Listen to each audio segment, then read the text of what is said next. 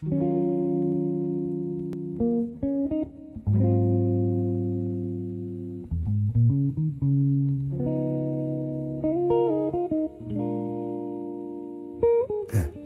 ko alam kung bakit sa lumang sinehan sa rekto pa ako napadpad.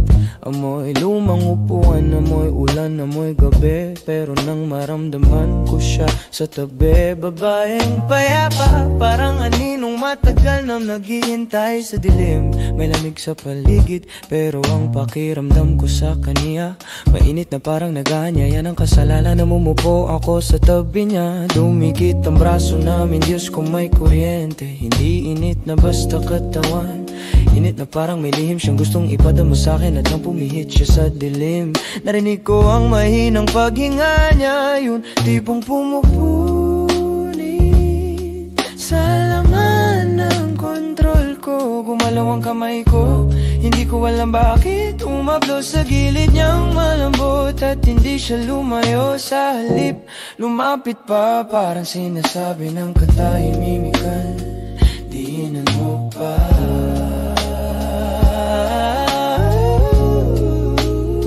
Sa kadiliman ng sinehan, naramdaman ko ang bawat hinga niya na lumalaban, pero sabay sumasabay sa bawat pagdikit namin.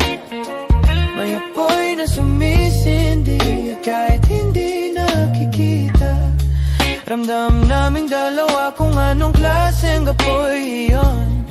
May kamay na dumampi sa dibdib ko, hinila ako palapit at doon ko naramdaman na hindi na ako lalabas na pare. Ang halik niya, halik na napakalambot na lumalaban, halik ng babaeng may gutom na kay tagal yang ikinulong. At nang maramdaman ko ang paglapit pa na, yung delikadong paglapit, yumuko siya para akong nahulog sa bangin na hindi ko gustong iwasan. Nagdilim ang aking paningin, pumuti aking mga mata at ang dila ko'y sumampay sa hangin. Habang lumalalim ang gabi, parang may sumpang humihigop sa lakas ko, pero nagbibigay din ng sarap na hindi ko maipaliwanag. Para siyang hindi tao, baka tao pero hindi pang araw. Para bang ang dilim mismo ang umaakap sa akin. Sa sinehang iyon, naging alipin ako ng sariling pagnanasa.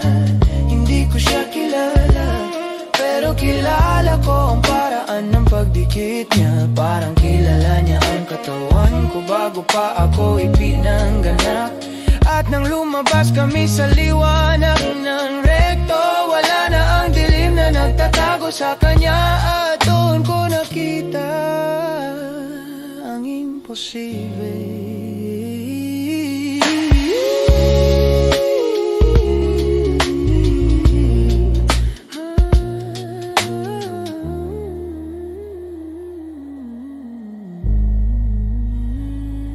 Napaatras ako, matandang bading pala na walang pustiso. Hindi ko na siya nakita bilang babaeng kahalikan ko sa dilim, kundi isang nilalang na sinuka ng dilim.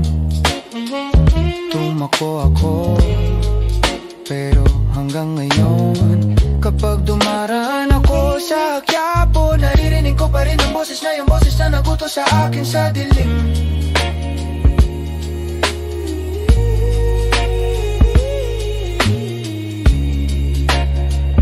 Huwag kang lalayo,